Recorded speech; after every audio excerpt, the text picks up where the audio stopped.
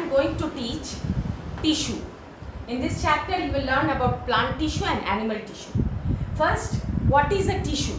Group of cells similar in structure, function and origin. Tissue, group of cells similar in structure, function and origin. First we will start with plant tissue. Plant tissues, two types. Plant tissues, you can understand this type of tissues are present in plants. So meristematic tissue and permanent tissue. This meristematic tissue also meristeme. The characteristics of meristematic tissue: cells are living, small in size, cubical in shape, cell wall thin, made up of cellulose, nucleus conspicuous, that means the nucleus is large, prominent, absence of intercellular space. Cells have the power of division, that means the cells of the meristematic tissue have the power of division. They give rise to new cells, or from these new cells, that means after division the cells which are formed, they give rise to the permanent tissue. Then cells have the power of division, then vacuole absent. In meristematic tissue, cells of the meristematic tissue vacuole absent, and these are present in growing regions. These type of tissues are present in growing regions. You will understand according to location. Meristematic tissues are three types, that is apical meristeme, then intercalary meristeme and lateral meristeme. Apical meristeme present at the tip of the shoot, tip of the stem. Lateral meristeme which forms the cambium, which helps in the growth, that is lateral growth. Diameter of the stem grows due to presence of this cambium, and intercalary meristeme is present at the base of the internode or at the base of the petiole. So that helps in the growth of the internodal region.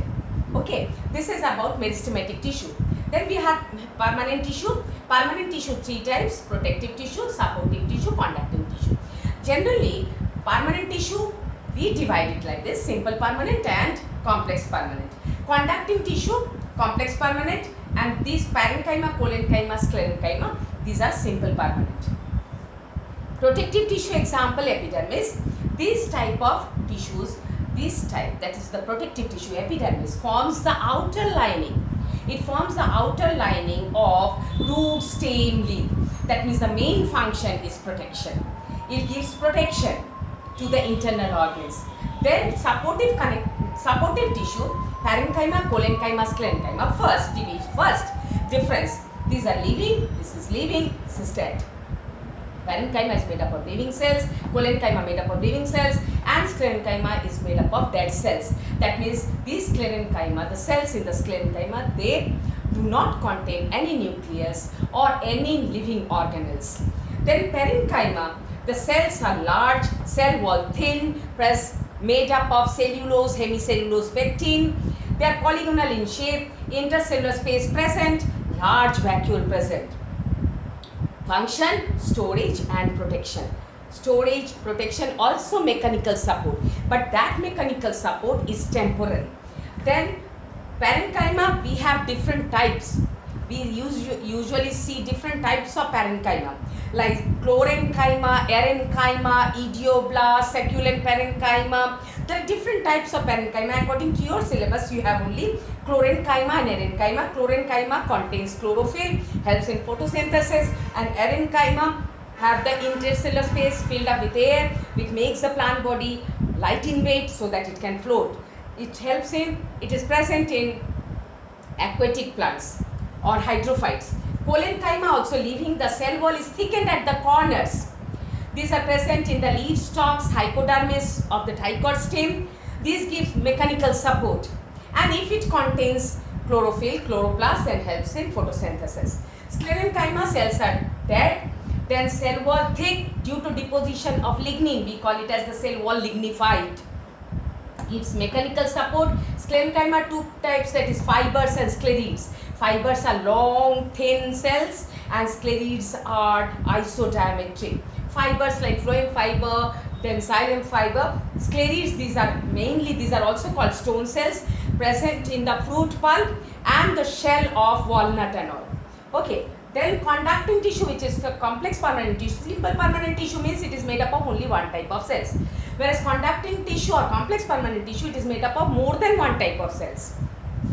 We have two types in conducting tissue. One is called xylem and one is called phloem. Now xylem, actually if we differentiate between xylem and phloem, xylem is water conducting tissue, phloem is food conducting tissue. One difference. Another, mainly the xylem is made up of dead cells, phloem is made up of living cells. Xylem, the conduction is unidirectional, phloem, the conduction is bidirectional. Then xylem, the elements of xylem, four types: trachea, trachea or xylem vessels, xylem parenchyma, xylem fiber.